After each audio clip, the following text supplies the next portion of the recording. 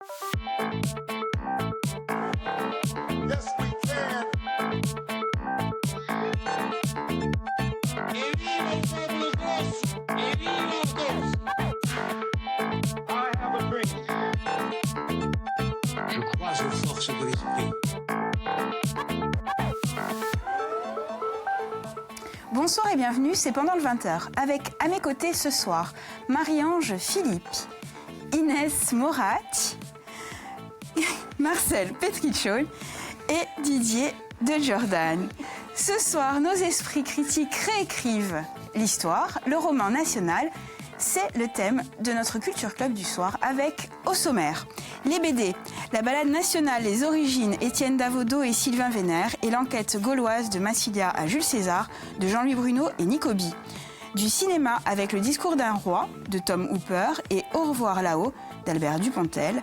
Un livre, Histoire mondiale de la France, sous la direction de Patrick Boucheron. Et la géniale série Kaamelott et Ironie des sorts, ce sera notre bonus track. Alors, nos ancêtres les Gaulois, ou pas, est-il temps de ranger notre roman national dans notre bibliothèque au risque d'oublier avec lui ce qui relève de l'identité commune? Élément de réponse ce soir, avec vous, mon cher Marcel, et votre BD, La balade nationale. La balade nationale. Alors, c'est le premier volume qui va inaugurer une série de 20 tomes qui vont paraître jusqu'en 2022, à peu près 4 tomes par an. Et chacun des 20 volumes sera dessiné et écrit par 20 binômes différents. Ce ne seront jamais les mêmes dessinateurs et historiens, mais tout sera sous la direction donc, de Vénère. Alors, dans ce premier volume de présentation, les auteurs se sont amusés à réunir pour un road trip en combi Volkswagen 5 figures tutélaires du Panthéon national, à savoir Jeanne d'Arc, le général Alexandre Dumas, Molière, Marie Curie, Jules Michelet. Ils vont même en embarquer un autre puisqu'ils vont aller piquer le cercueil de Pétain, qui vont embarquer dans le combi. Pétain qui ne sortira jamais du cercueil, mais qu'on entendra râler tout au long de la bande dessinée. Donc voilà, à partir de cela, ils vont se lancer dans un tour de France ludique et pédagogique, un road trip pour remonter le temps, pour rechercher les origines de la France entre mythe et réalité. Un périple qui va les amener dans les différents endroits supposés à l'origine du roman national. Il y aura Marseille, Carcassonne, la grotte de Lascaux, Reims, Solutré, Carnac et bien sûr Paris et d'autres. Je ne vais pas vous donner toute la liste des lieux qui vont être visités. À chaque fois, ça sera l'occasion de battre en brèche les idées reçues et aussi de voir de quelle manière les époques successives ont revisité un petit peu l'histoire. Jules Michelet sera bien évidemment la caution historique de ce périple. Il va remettre en perspective les différentes visions des uns et des autres. C'est une BD qui nous interroge sur la notion de frontière, d'origine d'un peuple et de son identité. On est vraiment à la recherche de l'histoire de France et de ses perspectives et de comment elle est perçue aussi par les Français, parce qu'ils vont aussi à la rencontre des Français du XXIe siècle dans cette BD. Il y a même un inconnu, puisqu'ils vont aussi rencontrer le soldat, le fameux soldat inconnu. Alors ne cherchez absolument pas un récit linéaire et exhaustif. Non, c'est plutôt un questionnement vagabond, encore une fois, qui est basé sur où commence la France, tout simplement.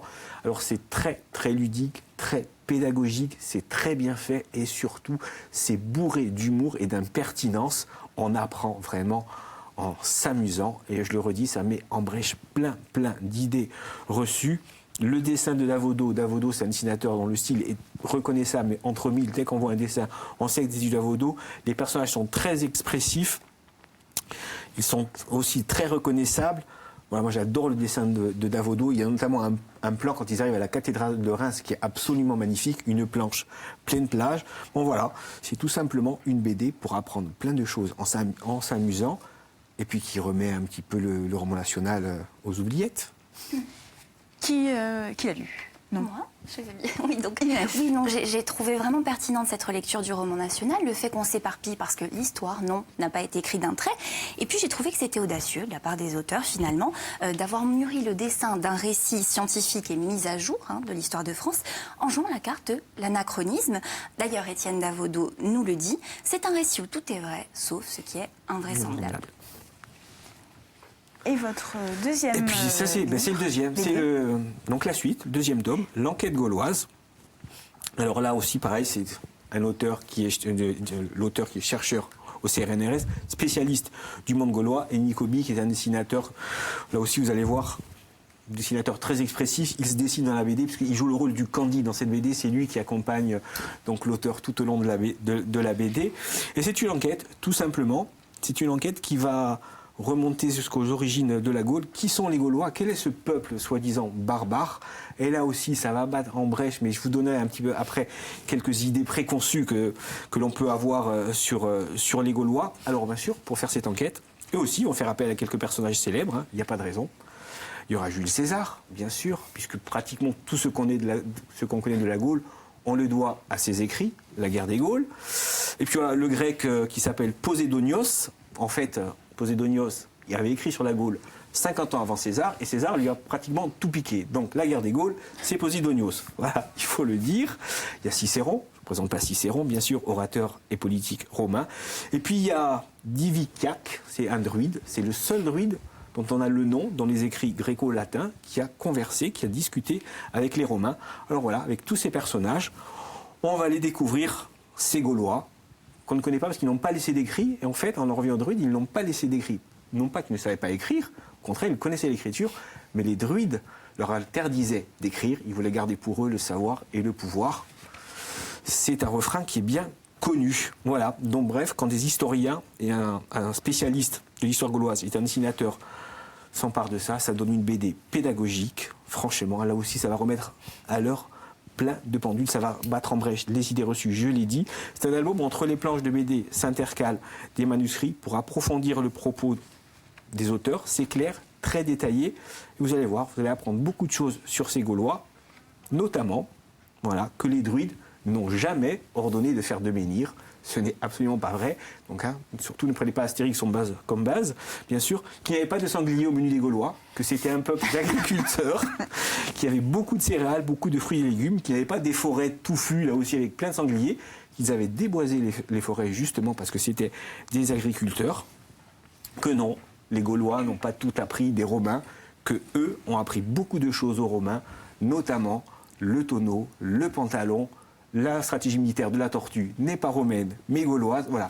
Donc c'est une BD où vous allez apprendre plein de choses, et là aussi avec beaucoup, beaucoup d'humour. Mais c'est sous-tendu par des données très scientifiques. Oui, ce qui est bien, c'est qu'avec les BD, ça sera toujours ça, c'est que tout est mis au goût du jour, avec les nouvelles recherches, notamment archéologiques, que l'on a pu faire, là pour le coup, sur les Gaulois. Donc tout est étayé, hein. À chaque fois, vous allez voir, il y a des chapitres entiers où les auteurs étayent les propos qu'ils rapportent dans la bande dessinée.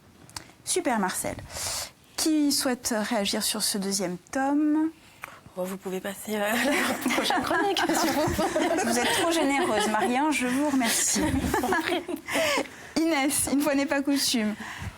Les films, cinéma, Exactement. avec le discours d'un roi. Oui, alors, pour vous résumer ce film, je vais m'en référer au synopsis parce que les mots qui y sont employés sont lourds de sens.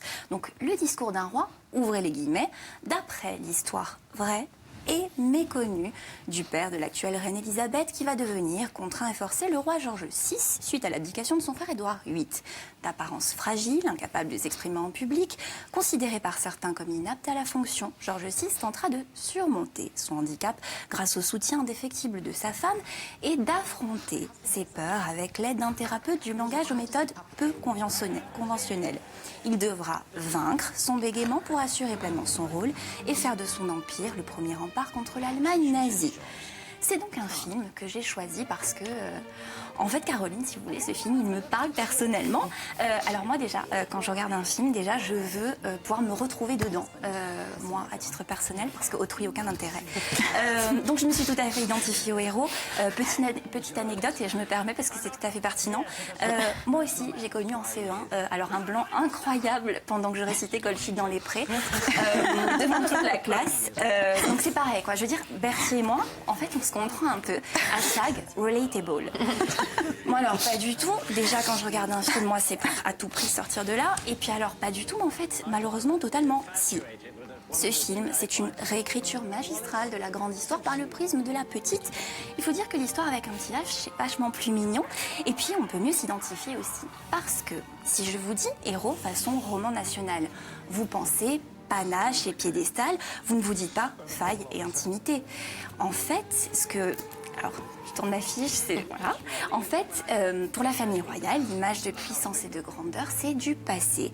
Depuis l'après-guerre, ce qu'elle veut mettre en avant, c'est son aspect ordinaire, comme le peuple et comme les people. Parce qu'ils comprennent bien que le mythe de l'icône intouchable, ça va un moment, mais que ce qui marche vraiment, c'est de révéler ses combats contre l'adversité. Ce film, il ne nous demande pas d'acclamer George VI pour sa grandeur, mais bien pour sa fragilité. D'ailleurs, ça marche pas mal à en lire les critiques, bouleversés. Ce film, c'est, je cite, une merveille d'émotion qui a tout compris au langage cinématographique. À la langue de bois aussi, on va y venir. Mais encore, c'est une véritable leçon de vie qui touche en plein cœur. Ça tombe bien parce que ça laisse le cerveau intact, et ça nous permet de faire la comparaison entre ce que le film montre et ce qu'il ne montre pas. Par exemple, Édouard VIII, admirateur de Hitler, ça oui. Notre ami Bertie, qui au printemps 38 envoie un message au ministre des Affaires étrangères exprimant sa volonté que les Juifs, qui cherchaient désespérément à fuir le pays, à fuir l'Allemagne, ne puissent y parvenir, ça non. Ça non, parce que ça nuirait au discours final bien plus finalement que le bégaiement. Donc là, on peut me rétorquer qu'un film d'après une histoire vraie, souvenez-vous du synopsis, ça veut dire que c'est une fiction finalement inspirée de la réalité, on pourrait être dans le mentir vrai. D'ailleurs, d'après une étude qui attribue aux œuvres analysées un pourcentage de véracité, le discours d'un roi obtient un score de 74% de vérité historique. En même temps, on le sait, le diable est dans les détails. Alors, où place-t-on la limite? Dans la team marketing du film, on a dû se dire, les gars, dans la vie, le type s'appelle Albert, dans le film aussi, boum, based on a true story. Et avec ça, on vous met le pitch, le drame d'un homme confronté à son destin qui devra trouver sa voie. Voilà comment faire de cette histoire une success story, également commerciale. Voilà comment on peut à la fois mettre en lumière une histoire méconnue, vous souvenez-vous du synopsis, tout en cachant sa part d'ombre. Alors, à regarder avec un petit peu de distance. Exactement. Est-ce que la parole politique doit être forcément éloquente? Oui. Oui. Oui. Oui. Mais alors, si éloquente, en fait, ça veut dire toucher et persuader par le discours, ce qui est pratique, c'est qu'une fois encore, on se débarrasse de la vérité. Le souci, c'est que vous avez peut-être déjà tous entendu la phrase « Waouh, je comprends pas ce qu'il dit, mais il parle bien, cet homme politique. » Et là, je pense que du coup, tout est dit. Vous ne suivez pas? Vous n'avez pas suivi? Si, on dit de Xavier Affre aussi. Votre deuxième choix, Inès? Alors, cette fois, il va être question de la Première Guerre mondiale, mais il sera toujours question de voix, finalement, et surtout de droit au chapitre dans le récit national. Intéressons-nous donc à ce livre notice devenu scénario, puisque, nous dit Dupontel, le livre entre Céline et Dumas a été pour lui pratiquement un mode d'emploi pour le film. Alors, c'est l'histoire d'un duo de poilus, Édouard Péricourt et Albert Maillard, rescapés des tranchées qui, démobilisés, décident de monter une arnaque au monument aux morts en vendant aux municipalités des édifices fantômes. Le but, c'est bien de partir avec le magot sans jamais rien construire. Mais cette histoire, c'est surtout celle de deux laissés pour compte. C'est l'histoire de la rupture du contrat social. C'est celle de deux bons petits soldats qui ont fait finalement ce que la société leur demandait. Et en retour, ils seront privés de la récompense sociale promise. Dans cette société, finalement, ils n'auront même plus leur place. Alors, ce que fait le film, c'est qu'il déborde cette fois de la réalité en offrant une revanche cathartique à ce duo qui décide de se jouer de l'État et de son ingratitude en surfant sur le patriotisme. C'est le coup de l'arroseur arrosé, parce que en fait, les sites commémoratifs de la Première Guerre, ça construit une mémoire collective qui a fait de ces poilus en fait des héros. Et c'est cette mythologie que le film écorne en montrant la fragilité des rescapés. Au final, je pense que le roman, comme le film, joue un rôle dans le renouvellement du regard qu'on peut porter sur la Grande Guerre. Alors, on y fait tomber les masques de façon tout à fait poétique pour Édouard, mais au final, on peut se demander en réalité qui a vraiment perdu la face. Alors, Au revoir là-haut, tiré du livre éponyme, voilà, Goncourt 2013 de Pierre Lemaître. Est-ce que c'est ça aussi, le roman national, mettre un petit peu la poussière sous le tapis pour ne garder que les hauts faits historiques? C'est ce qu'on fait, ce que font les politiques, tout le temps, à chaque époque, bien sûr. Et puis après, ça ressort forcément. Mais on le voit, hein, quand on voit le roman national, comment on se réapproprie les choses, comment on passe justement sous le tapis certaines choses. Ça se fait encore maintenant, hein, la récupération par certains partis politiques, justement, de l'idée nationalisme. Ça se fait encore ? Ça devient un champ de bataille finalement, mais le problème c'est que de nier des faits, ça empêche évidemment la reconstruction. On le fait aussi par rapport à certaines informations qui sortent, on les sort des contextes, certains discours.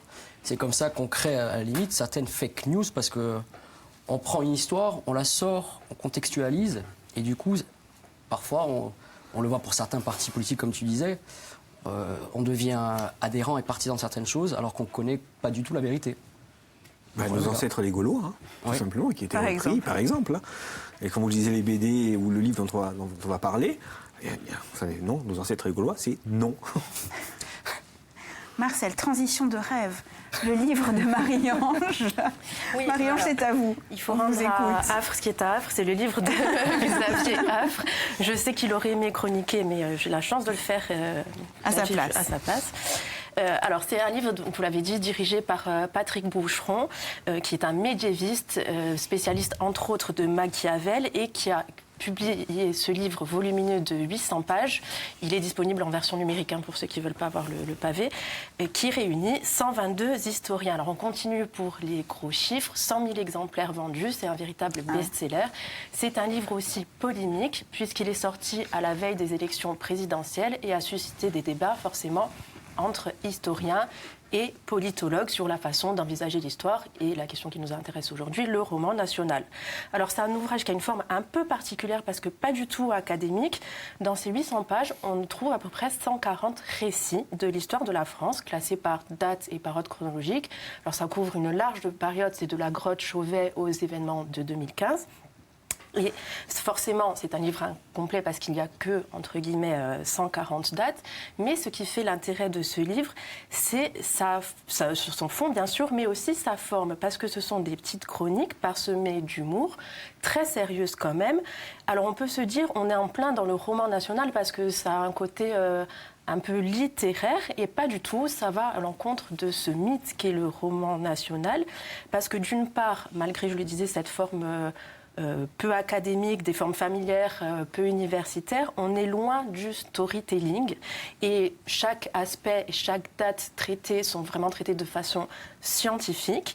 D'autre part, et tout est dans le titre, Histoire mondiale de la France, ça tend à affirmer simplement une évidence que la France, comme tout autre pays, ne se construit pas seule et qu'elle se construit par l'entrelacement, la rencontre de plusieurs pays et cultures. Il y a d'ailleurs un chapitre qui est intitulé « Charlemagne, l'Empire et le monde ». Donc voilà, on déplace un peu l'ethnocentrisme, enfin on ne fait pas du tout d'ethnocentrisme derrière. Et enfin, c'est clair de la part de l'auteur dès l'introduction, c'est un auteur, on va dire, même s'il s'en défend un peu engagé politiquement, il dit dans son introduction qu'il voudrait mobiliser une conception pluraliste de l'histoire contre l'étrécissement identitaire qui domine aujourd'hui le débat. Par principe, elle refuse de céder aux crispations réactionnaires. L'objet, entre guillemets, Histoire de France est de l'on concéder le monopole des narrations entraînante. C'est donc un livre, bien évidemment, contre un récit identitaire qui veut renfermer, voire rétrécir l'histoire dont le trop célèbre Éric Zemmour est un représentant, puisque son leitmotiv, c'est de faire un peu l'histoire de France comme la France comme une grandeur franco-française qu'il faut aimer pour être un bon Français, si je vais vite. Alors bien sûr, derrière se tient la question de l'intégration et de l'identité, mais assez pour Éric Zemmour, on en revient à l'auteur Patrick Boucheron, qui est pour une histoire dans ce livre respirante, dit-il, c'est-à-dire ouverte, contre le fait de regarder son propre nombril et de le montrer aux autres. Et il dit au micro de France Inter: il m'a toujours semblé mystérieux qu'on puisse croire que l'on diminuait un pays si l'on intégrait au monde. Et c'est d'autant plus vrai que la France a eu quand même une histoire assez universaliste et a eu comme ambition de contenir le monde entier de façon à la fois politique, culturelle et littéraire. Donc je ne vous conseille que trop ce livre et merci Xavier. C'est dit. Marcel. Alors, oui, à conseiller, à lire et surtout, je voudrais dire qu'il ne faut pas se laisser rebuter par l'aspect... pavé du bouquin, parce qu'en fait, on peut piocher les périodes qui nous intéressent, aller d'une période à l'autre. C'est très très clair, très didactique. On ne s'ennuie absolument pas à lire ce bouquin. Et c'est une façon aussi de dédramatiser un petit peu l'histoire.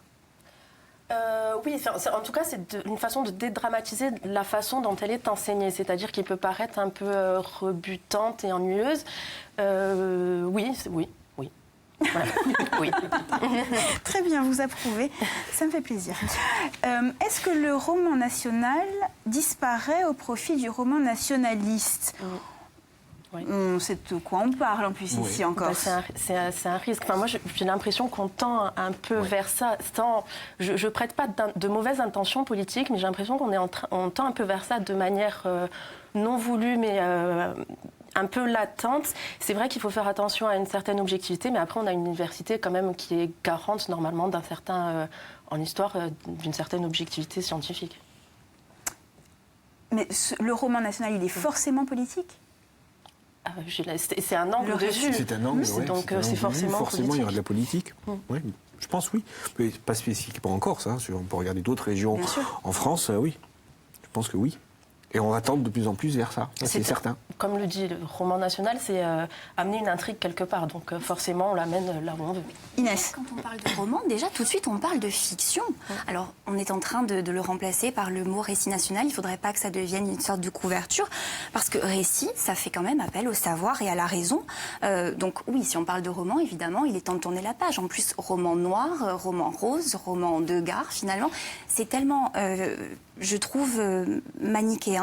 En plus, évidemment, se baser sur un roman, ça nous empêche de voir l'avenir, parce que le passé, ça n'est pas passéiste, c'est avant tout une vision, voilà, un peu plus tard. Donc on ferme nos horizons si on reste sur le roman national. Que dit le roman nationaliste corse, selon vous ? Est-ce qu'il est marqueur d'identité ? Quels sont ces marqueurs d'identité ? Pas de question. Oui, en tout cas, il veut marquer une identité. C'est le risque du roman national, c'est-à-dire de vouloir réunir un peuple autour d'une histoire commune, mais d'une histoire fermée commune. Alors, est-ce que c'est le but du roman nationaliste ? Je ne sais pas. En tout cas, ça ne m'a pas l'air de la part des dirigeants nationalistes. En tout cas, c'est un risque, voire une tentation très grande de séduire par un récit. Non, mais je ne pense pas que le risque... Pas à ce niveau. Je ne pense pas que... Au niveau de la Corse, on soit refermé sur nous-mêmes et on tend vers ça. Je pense qu'au contraire, on est ouvert. Et même quand on prend des ouvrages historiques, on voit qu'on est quand même ouvert sur le monde et ce qui s'est passé autour de la Corse. Il y a d'ailleurs un bouquin comme ça où chronologiquement, on voit tout ce qui s'est passé. Je ne me rappelle plus le titre de ce gros pavé. Tout ce qui s'est passé dans le monde et ce qui s'est passé en Corse à la même époque. Voilà, ça va peut-être me revenir d'ici la fin de l'émission. C'est une façon de les relier, c'est ce qui doit être fait. Allez, il nous reste quelques minutes d'émission pour vous, Didier, et votre bonus track. Faites vite, mon vieux, qu'est-ce que vous voulez Kaamelott. Mais pas la pression. Ouais, c'est sympa. Ouais. Non, vous avez le temps, allez-y. Donc en fait, on va parler de Kaamelott. Je ne sais pas si vous vous rappelez cette série qui était diffusée à la même heure que pendant le 20h. Donc heureusement, elle n'est plus diffusée. Heureusement pour eux surtout. Donc ça parle des Chevaliers de la Table Ronde et surtout de la légende d'Arthur, qui est à la fois réelle, irréelle. Tout ça. Et c'est une manière de traiter de ces aventures, à la fois de manière humoristique, second degré, un peu à la Monty Python, comme le faisait. Et là où c'est très fort pour Alexandre Astier, qui a quand même fait 458 épisodes, il faut quand même le rappeler, qui écrit, réalise, produit, tout ça. Musique, merci. Et donc en fait, là où il est très fort, c'est que en mêlant humour, il ne se moque pas de l'histoire. Il fait une parodie, mais en mélangeant les époques, parce que si on mélange les époques et que si on regarde l'histoire, il y a quand même 7 siècles d'écart, excusez-moi, entre tout ça. Il y a beaucoup d'anachronismes, et justement dans ces anachronismes, il arrive à mêler des faits réels tout en les actualisant dans la société de maintenant, en fait, parce qu'il apporte la manière de parler qui est actuelle pour cette époque. En plus, là où c'est très bien historiquement parlant, c'est pas au quai de la Bretagne, mais c'est à la fin de l'Empire romain. Lui-même doit recevoir à chaque fois des barbares qui essayent de prendre. Et on voit justement à chaque fois qu'il les reçoit, il y a ce problème de culture, ce problème de langage, donc la communication. Mais on essaye quand même de faire en sorte que tout se passe. Alors que maintenant, si on regarde bien, le côté barbare, c'est quelque chose de très péjoratif, c'est pas juste un peuple. Et ça aussi, c'est très important. C'est quand même une série qui a bénéficié maintenant d'une grosse promotion parce qu'il y a eu beaucoup de colloques pour les lycées, les facultés dans plein de pays. Parce que c'est une manière d'apprendre l'histoire d'une manière ludique. Ça, par rapport à l'histoire, comme on l'apprend dans les manuels scolaires et à l'école, franchement, ça met aussi en place, par exemple, la religion, parce qu'à l'époque, le christianisme, on peut dire ce qu'on veut, mais ça voulait écraser toutes les religions. Là, par exemple, ils disent, bon, on va faire en sorte que votre religion prenne le pas sur tout en gardant vos dieux païens. Il y a plein de choses comme ça. Et ça met surtout en apparence Et surtout, un exemple comme pour certains personnages, de Perceval par exemple, qui est peut-être le grand personnage qui, historiquement parlant, est très important, qui est beaucoup plus réel que peut-être qu'Arthur, qui passe pour un benet fini, hein, c'est l'idiot du village, mais qui en même temps pose des questions philosophiques sans le vouloir. Et c'est pour ça que ça emmène une... Inès, vous n'avez pas l'air d'accord.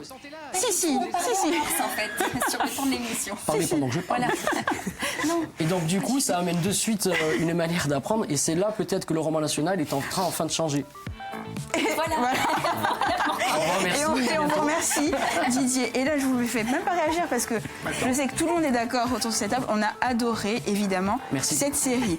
Allez, je rappelle la sélection de nos esprits critiques du soir. Les BD, la balade nationale, les origines et l'enquête gauloise de Massilia à Jules César. Du cinéma avec le discours d'un roi de Tom Hooper et Au revoir là-haut d'Albert Dupontel. Le livre Histoire mondiale de la France, dirigé par Patrick Boucheron. Et la série Kaamelott, c'était notre bonus track. Marie-Ange, Inès, Didier, Marcel, merci beaucoup.